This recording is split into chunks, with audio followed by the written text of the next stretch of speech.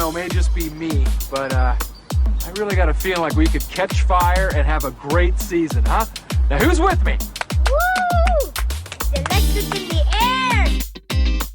air! Sometimes may be good, sometimes may be The Cleats First, Logic Second Football Podcast with your hosts, Alexander Lauber and Phil Almodovar. Welcome one and all to day 3 of the January 2021 Transfer Bonanza special. Phil, we're here. The longest one, I'm sure. We'll see how long this takes, but we are going to go through the big 6 in the Premier League and the other big performers thus far this season. Are you ready to go, Phil? Oh yeah, I'm ready. And you know what? If this goes along, it's worth it because there's going to be so much going on. It's the transfer window. It's the Premier League. There is never a dull moment. So why don't we start and just jump straight into things with Liverpool. Phil, if you were in charge of Liverpool as the transfer director, what 3 moves would you make to improve the squad?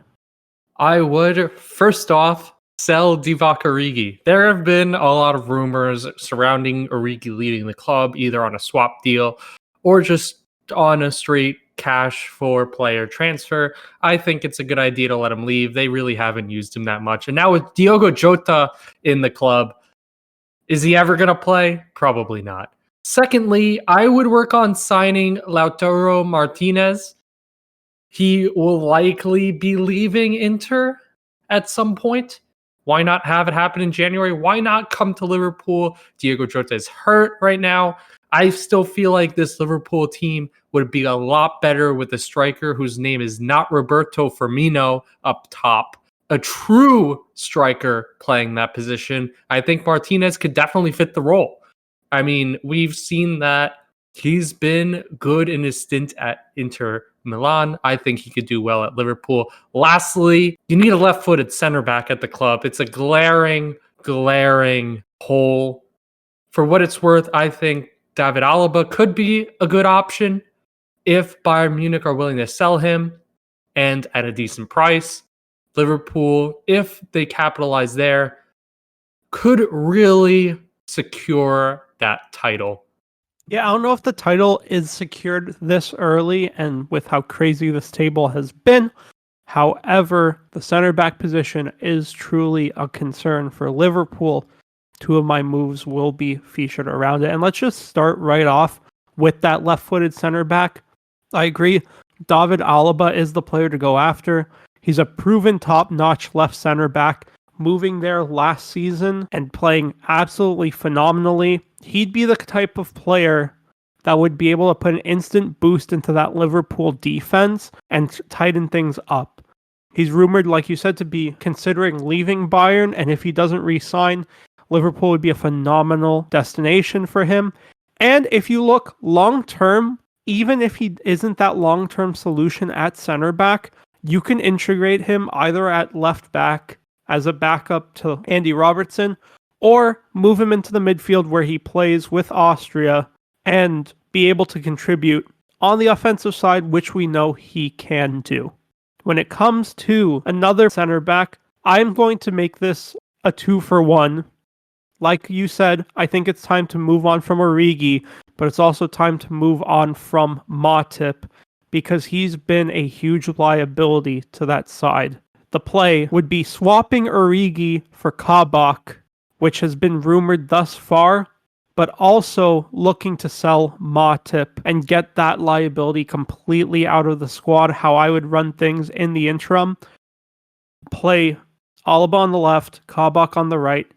He can learn a lot from David Alaba. Yes, it may be a risk to bring in 2 players from the Bundesliga and bring them into their Premier League together fresh, having no Premier League experience whatsoever.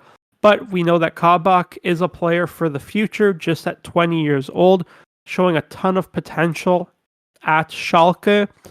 And we know how good David Alaba is, the proven track record he has. He's an elite player. He would slot instantly into that side. In my opinion, that would be the safest way to move forward for Liverpool. as well as getting rid of the liability that is Matip in the defense. One other move that I would make, I think a Wijnaldum decision needs to be made. He needs to make up his mind, decide whether he's staying or going, and if he doesn't plan to resign, sell him for something. We know Barcelona are constantly asking about him, interested in him. While there is money to be made there, what I think a great move for Liverpool would be to offer a swap deal for Ricky Puig, since he has fallen out of favor at the club. It would be interesting to inject such a young, talented player to be able to play within that Liverpool midfield, and I think it would definitely be a great look long-term. Liverpool tightening up that midfield and ensuring its long-term future success. Now, sticking in Merseyside, a club that has played really surprisingly good this season, Everton. Now, for my three actions, I say you need to cut some of that fat, need to get players like Sinik Tosun and Yannick Bolasie out, sell both of them. And then for me, I think let's just make that attack lethal. Really get that final player it feels like they need to cement that attack going forward.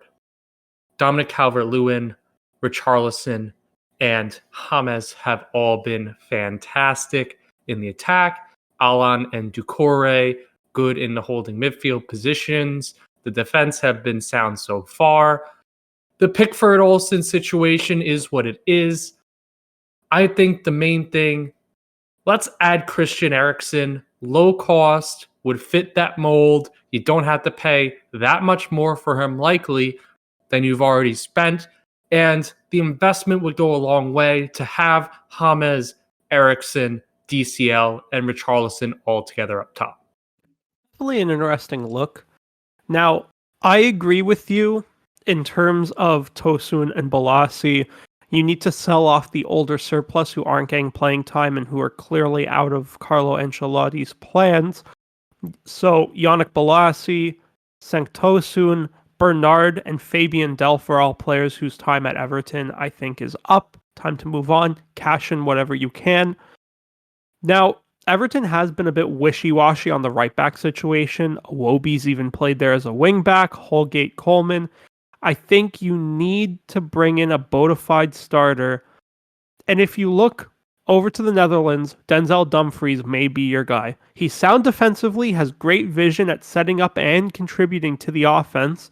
Again, may be difficult because he is the PSV captain and he's still young at only 24, but I think that may be a position of need and he may be a solution that I would go after if I was in that position.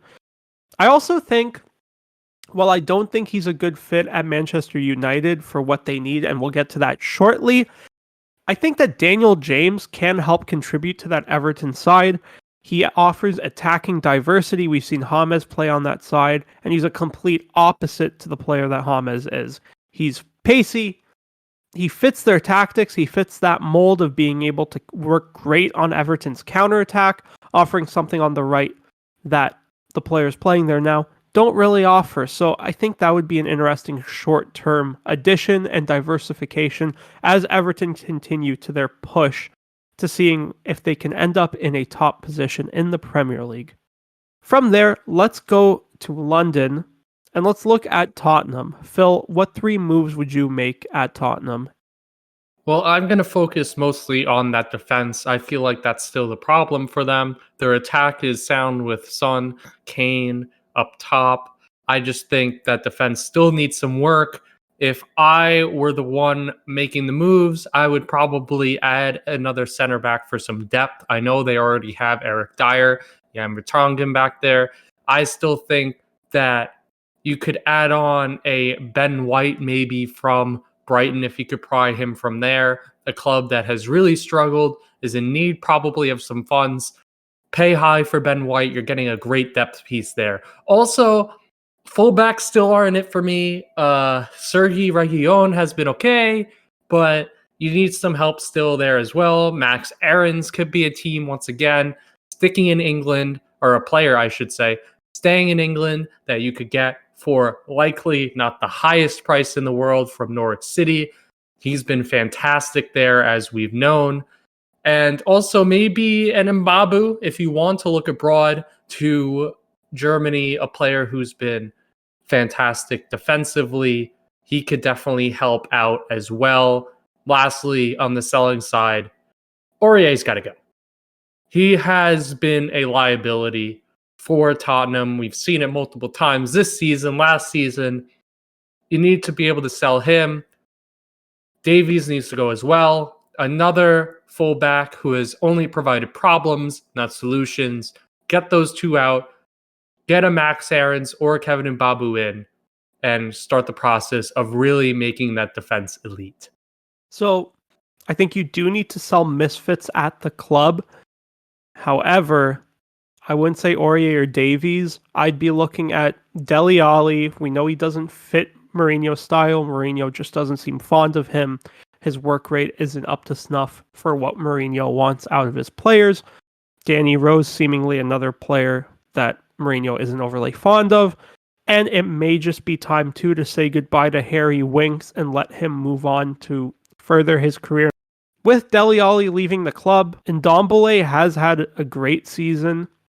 But I think you do need to make a move for another class Mourinho style, aka a high work rate center attacking mid to help alleviate some of this workload.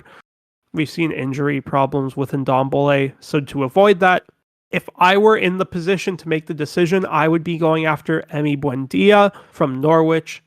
We've seen the attacking prowess, the creativity that he creates. I think he'd be great supporting cast for the offensive pieces on the Tottenham team and would fit great into the Premier League after already having played a phenomenal first season last year with Norwich, regardless of the fact that they ended up relegated.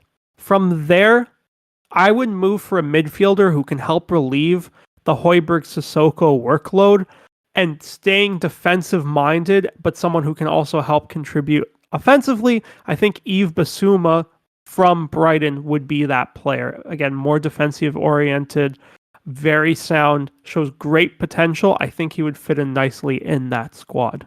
Very interesting. Two different takes on how Tottenham can move forward this window. Moving on to Leicester City. Bouncing all around England here, Leicester City have had a lot of success this season, sticking to Jamie Vardy, Maddison, also the Wilfred Ndidis of the world going there. Alex, how can they add to their squad and potentially make the Foxes title contenders?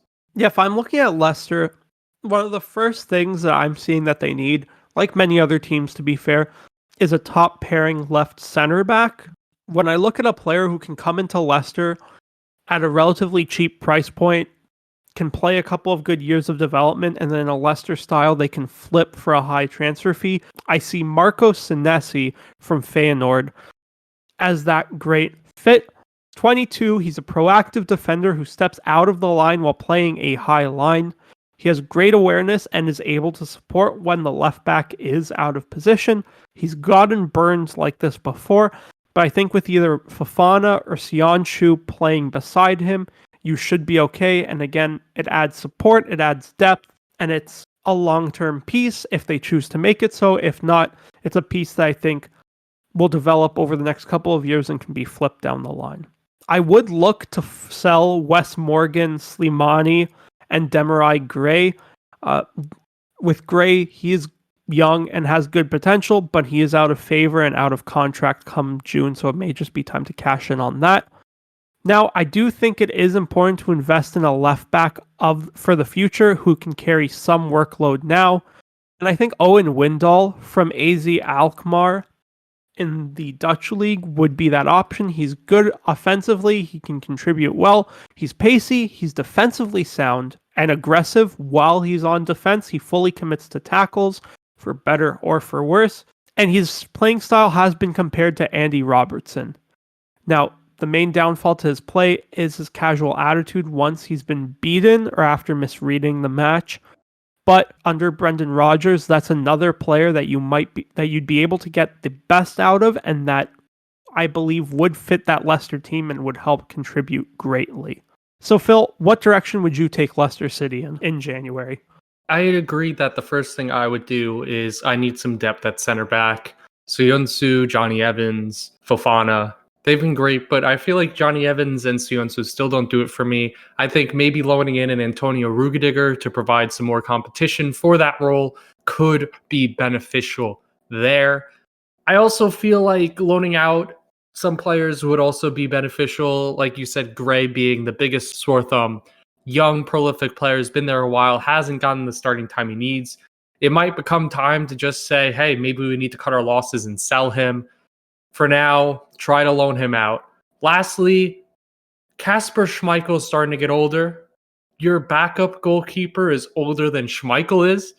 So maybe it's time to also invest in a younger goalkeeper for the future that you could start developing behind Schmeichel. And I don't have an exact name for this. There are plenty, though, of young goalkeeping talent in League One to splash on. Many teams in that division do have a surplus at the goalkeeper position. So maybe that's a place where Leicester can look to go there. So from there, let's jump to Southampton and look at the 3 moves that they could make to better their team, or we would make to better their team. Phil, where would you start in Southampton?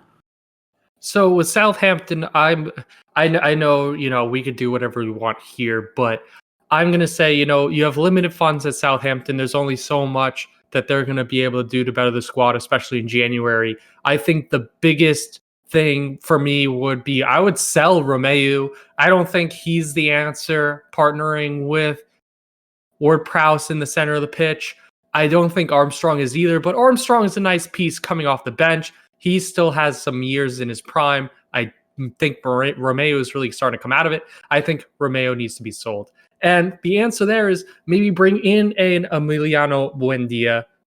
Now I'm going to throw his name around, or start at least. Prolific player, fantastic for Norwich City. Just watch Norwich play if you get a chance to watch the championship. He is everywhere, making plays, getting the ball from the defense to the offense. It's incredible what he could do. Just imagining Ward-Prowse and Buendia in the center of the pitch. Now that is a pairing that would possibly, for me, take Southampton into a challenge for the top 4. Now, when I look at Southampton, I do see surplus up top, but I would start with selling off Shane Long and getting as much as you can from his sale.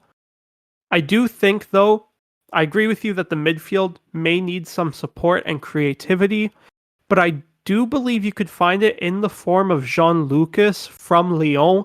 He's a creative midfielder. He doesn't play much. He's young, but I think he could be a great service piece to Che Adams and Danny Ings. Along with that, I would look to invest in support on the flanks, and I would look actually to the Netherlands for this in the form of Chukwuemeka Madueke. He's played 13 matches, 4 starts, so not heavily featured, but he still has 5 goals, 4 assists. He's comfortable on the ball, able to shake off defenders and find ways to get around them and pass into open space. Again, not an immediate solution potentially, but a good wonder kid to develop in a system that is renowned for doing so in England.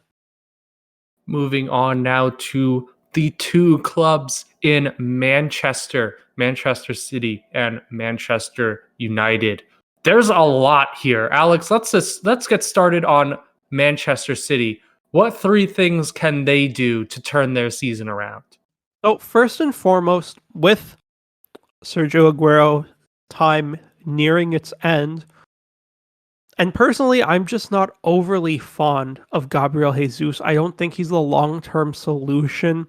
I think you do need to bring in a top-notch striker, and I think you can find that in Memphis Depay. I've suggested this a number of times so far, but with an expiring contract, you're paying pennies on the dollar for an undeniably class striker, and I think he would slot in nicely in that Manchester City side. Now, if you look at another aging player on Manchester City, Fernandinho is aging, and other than him and Rodri, there's no other defensive midfielders. I think it'd be great to look to Germany at Mönchengladbach and look at Dennis Zakaria, who's both sound offensively and defensively and would be a great fit into this squad. And finally, in January, I would look to sell Eric Garcia before he walks on a free. At this point, it doesn't look like he's going to be staying long term. It may just be time to cash in, get whatever money you can, and it may end up being a loss in the long term for Manchester City if he develops on the trajectory that some predict him to. But for now, if he's not going to re-sign, it's time to move on. Now, I'm going to throw out the big name here for Manchester City, just to start off. If I'm on the board at Manchester City, I'm doing whatever I can to bring in Leo Messi. It's time to finally get, even with Messi, a false nine up there that actually works. Aguero and Gabriel Jesus are no longer the answer. They really aren't. And Leo Messi, of course, is, if not the best player in the world, and is unsettled at Barcelona. He wants to be playing with Pep Guardiola again. Let's make that happen. It doesn't matter how much it costs. It's Manchester City. They got the money. Now, going back to Aguero and Jesus, now that you have Messi, you don't exactly need both, if not either. I think they could go off with selling or loaning out both. Even with Messi, you want a backup for Messi. They've been playing Ferran Torres at the false nine position, and he hasn't been terribly bad. He's been good. So what's the need for either of those two players then, especially if you brought a Messi into the club? I would say both are out for me. Lastly, my last move on the selling side, I would sell Zach Steffen. Ederson, of course, is your number one keeper. You can maybe work on trying to find in the summer then a younger goalkeeper to complement him. Zach Steffen, I feel like, is not the keeper to have as your backup. He's not getting playing time. He's going to want more. He's been loaned out so many times. It's like a Emi Martinez situation all over again at Arsenal. He's going to want more time. It's better to get him out now while he's in form, so you could get some more money for him. Yeah, interesting points there. As far as Messi is concerned, and we'll cover this Friday in our La Liga episode when we cover Barcelona. From a buying perspective, I don't think this is the window to buy Leo Messi. It seems like he's out the door already, and he'll want to leave the club. However, if his clause stays intact, and June is the window to buy him on a free, if you're any team, I think you just wait out to that June window and snatch him up on the free, because Barcelona are going to want to squeeze teams for every penny they can. But I think they're going to be at a desperation point, and it's probably not worth throwing out the kind of money it would take to buy Leo Messi just to bring him in 5 months early. So for that reason, I would disagree at that point. But across to Manchester United, Phil, where would you start when it comes to Manchester United? I would start by selling Paul Pogba. I think you need to take the bull by the horns and say, we're playing a lot better now. Everyone who doesn't want to play for us can leave. We have players now that want to play for us. Bruno Fernandes, Marcus Rashford, even players at the back, Victor Lindelof, who are starting to turn their seasons around. We need to stay on that path. If you don't want to be here, we're going to sell you. And Paul Pogba is going to be the example that's going to be sent. I would get him out as soon as the transfer window opens for whatever price I could get for him. Now, with whatever you get for Pogba, why not buy a center back? Why not go in for a David Alaba or a Upamecano when you have the money to do so? He doesn't exactly have to start, but it could be a nice rotation and some competition to kick Harry Maguire in the butt a little bit and say, hey, you need to be playing better or you might not be playing as much. Lastly, I say forget Jadon Sancho. This is going to be a very controversial statement here, but with how Dortmund have been proceeding with negotiations, I don't think it's going to take too much to get him. And in a kind of opposing view here, why not try to find an alternative that wouldn't cost you as much as it would for Jadon Sancho, that would also give you a close to, if not the same return? And that could come in a number of different players. And, it's kind of that same idea. Hey, if you don't splash the 120 or however million that they wanted for Jadon Sancho, that Dortmund wanted for Jadon Sancho, you could end up also getting a nice quality center back and not spending all your money in one place. And that's huge, because then all of a sudden it turns into, well, guess what? We have this awesome center back. We were able to get Upamecano for a decent price. And now we also have a player like Toko Ekambi on that other side of the pitch on the wing to provide for us as well. So first and foremost, for me, the first move that I would make in that position would be selling Paul Pogba. It's about 2 years too late anyways, and I'm sure his value has declined significantly to what you could have gotten in the past. But the fact of the matter is, he doesn't fit the culture of the club, the direction he's going. I think too much has been thrown on his shoulders. Paul Pogba, when we saw, if you're looking at Juve and his time there, he's a star player undeniably, and I've said this before, but he's more of a supporting cast. He works well with players around him who are just as good, if not better. And again, that's no slight on any of the players in Manchester United's midfield. However, I think just for one reason or another, it's time to move on. He doesn't want to be there. Get him out and get whatever you can, because at the end of the day, if you lose him to a year and a half down the line on a free, whatever club that is, and odds are, if I had to bet, I'd probably say Juve is the club that ends up signing him on a free. They'd be laughing because they've done that to you twice for the same player and then got you to fork up 100 mil, over 100 mil to get him back. Sell Paul Pogba, get whatever money you can from him. When it comes to the center back situation, that's 100% a weakness of Manchester United. I think Lindelof is a good third choice and a rotation piece. I think the right partner can get a fair bit out of Harry Maguire. I don't think Lindelof's that guy. You need to look at a left-footed center back, and I think you need a clear number one. Pau Torres from Villarreal is that guy. He's defensively savvy and sound. He may not be the paciest, but neither Maguire nor Lindelof are. But he's not one to often put himself out of position. Pau Torres would be an instant boost to that Manchester United defense, would bring class, and would bring that left-footed center back that's so coveted in the sport, but it's coveted for a reason. If I look at Manchester United, aside from the left side of center back, the glaring weakness on that team is right mid. Mason Greenwood's a great talent, and he has so much potential, but he has potential, in my opinion, at the center forward position. Daniel James isn't it for me. He's not good enough to be starting as a Manchester United player. I think a loan spell for him would be a good way to continue to develop his talent and develop his skill set. However, when you look at the solutions, I think there's only one way to go. Reach into your pockets and just splash the cash on Jadon Sancho already.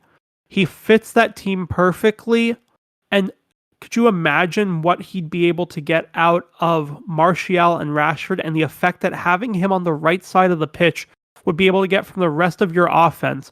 Bruno feeding him passes, and the creativity that those four up top in your four main attacking pieces, it's scary to think of what that can cause. It'd be such a great step in the right direction for Manchester United to just finally reach into their pockets, stop penny pinching, and pay what you need to get the Jadon Sancho deal over the line. So two very different philosophies there on the Sancho approach. We'll see how United take up that situation this transfer window. Moving back to London, we go to the two other big clubs in London. We start off with Chelsea. Chelsea starting to hit seemingly a rough patch. How do they get it back on track? Well, first and foremost, I would start with straight up selling the surplus on the team. Antonio Rudiger, Marcos Alonso, Danny Drinkwater. They all need to go. Get whatever you can for them, but let them leave. Rudiger, for example, we know is a great talent, a great defender, but I think he just needs a new challenge and a new opportunity.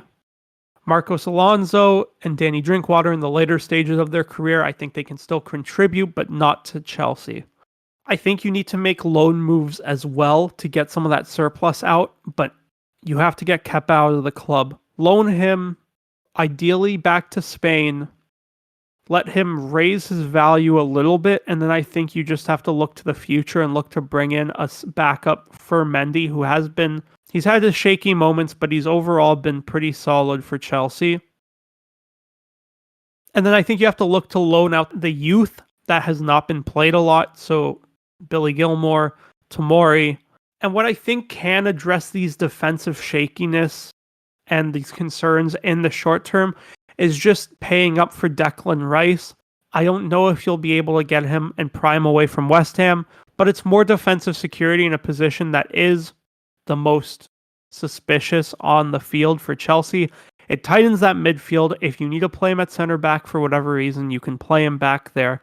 But I think Declan Rice brings another level of Premier League established class to that squad as you hope for the rest of it to gel and strengthen. Phil, where would you take Chelsea?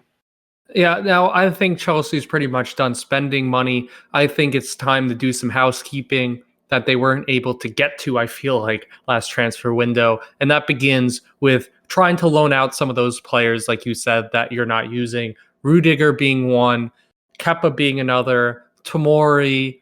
There's a list.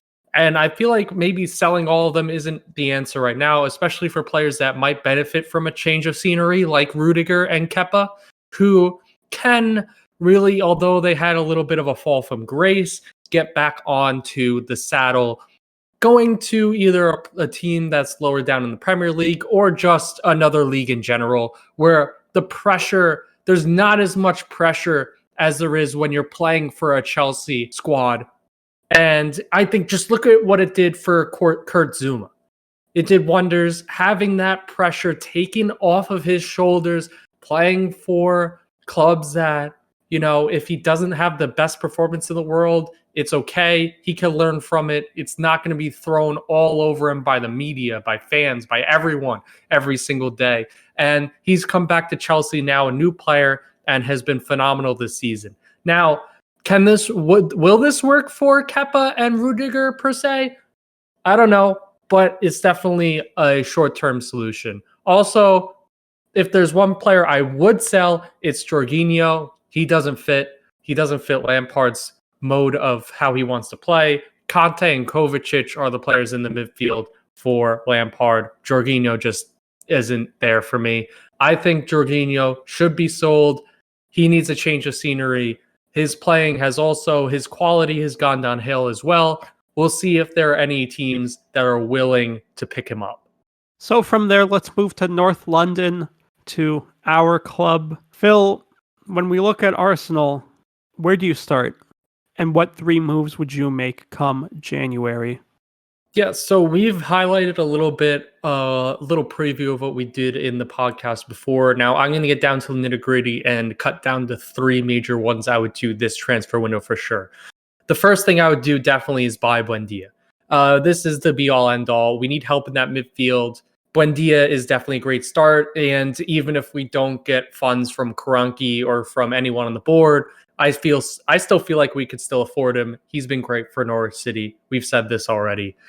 Moving on, Aouar, if we could get both, that would be great. I highly doubt it because Aouar is going to be worth a lot, but if we can get Aouar, we know he's a class player. He would help out up top. A lot of creativity would help unlock also too, maybe Aubameyang, get him out of his rut. And lastly, especially now with the performances of late, I would sell Hector Bellerin. If there's one person I would definitely sell in the squad, it'd be Hector Bellerin. If his value goes up too, that's great. If he starts playing better, I would still get him out of the squad. We have Ainsley Maitland-Niles. Ainsley Maitland-Niles has had much better performances than Bellerin, and I feel like fits the squad for Arteta better. And we'll see. There'll be, I think, a big market for Bellerin too. There will be multiple asks for him, I feel like, this transfer window as well. Now, when it comes to the midfield for me, the automatic assumption is that a center attacking midfielder is the be all and end all way to add creativity. You don't necessarily need to play a center attacking midfielder to add creativity in the lineup. And assuming that Arsenal remain cash strapped as they have, for me, the higher priority is adding a creative engine midfielder alongside Thomas Partey once he returns, and someone who's undeniably class. I think it's just time to pay up for Aouar. As I had mentioned in a previous Transfer Bonanza episode, he's reported to have had a fallout with the coaching staff after a game where he refused to practice with the fellow bench players who hadn't featured in that match. It's time to pay up, add class, add creativity to the lineup, and bring in a player who will bring long-term and short-term change. You do need to bring in a striker who adds diversity. If you look at our 4 main first-team strikers, Aubameyang, Lacazette, Eddie Nketiah, and Florian Balogun, they're all very similar in their play style. None of them are truly box commanding strikers who will own the box, will get crosses in, and be able to finish clinically because of their dominance. To that kin, I would look to loan out Eddie Nketiah, give him a chance to develop and reach the potential that we know that he has. In turn, I would look to bring in Alexander Mitrovic from Fulham, someone who's fallen out of Scott Parker's plans, whose playstyle doesn't fit the way Fulham's been playing, but the way that Arsenal's been playing, the balls that they've been whipping into the box, I feel like Mitrovic would be able to find the scoring form that he's had in the Championship with that kind of support. I mean, 40 match played last season, 40 starts, 26 goals, 2 assists, 4 penalty kicks. There's not much more stats outside of that when you're looking at the Championship, but I feel that he would be able to find some of that form in a team like Arsenal with the way that they're getting balls into the box but just not finishing. The biggest and debatably most important thing, if you can secure the Aouar signing above all, is selling as much of the deadwood at the club as possible. Mustafi, Socrates, and Özil are all out of contract come the end of the season. I doubt any of them are going to resign. You just have to get whatever money you can for the 3 of them, and clearly all 3 of them aren't in Mikel Arteta's plans. Okay, lastly, Alex, we have a bonus club that we'll be going over. Assuming that most of the clubs near the bottom of the table are not going to be doing a whole lot, we still want to go through Sheffield United quickly. Currently in 20th in the table, they have immensely struggled after finishing 9th last season. Are there moves that Sheffield United can make this window to get themselves on the right track, getting back up out of the relegation zone? Because they have not really done much outside of Ryan Brewster so far. Yeah, it's definitely not going to be easy. We saw that the loss, like we covered in the podcast, specifically talking about the sophomore slump, goaltending has been a big issue. Ramsdale just isn't it. You need strong goaltending. Go back to the well.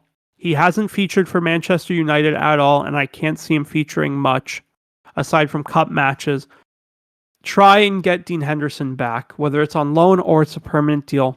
Work and do what you can to get Dean Henderson back at the club. More realistically, loan him in for the 6 months with an option that I assume would click if they stay up. I had mentioned before, for Southampton, Jean Lucas would be an interesting buy to add creativity because that's one of the biggest things they're missing. Ryan Brewster and their other attackers don't have the support that they need to finish, and that's all at the end of the day. Scoring and not letting in goals are going to be 2 of the big things that keep you alive. John Lucas in the midfield for creativity, and loaning in Jesse Lingard. At this point, he has something to prove. Jesse Lingard, I don't think has a future at Manchester United, but I think he still has gas in the tank to work with one of these teams that will potentially be mid-table. So I think that Sheffield United would be a great way for Jesse Lingard to prove himself, prove that he still has it, and prove that he can still contribute to an offense. And it might just be the spark that Sheffield United needs. Phil, what moves would you make? So I'm going to say that they're going to ride it out with Ramsdale. I feel like he's a solid enough goalkeeper. That defense is still decent. I think he needs some attack. And here's how I'm going to go about making that attack good enough to stay up in the Premier League.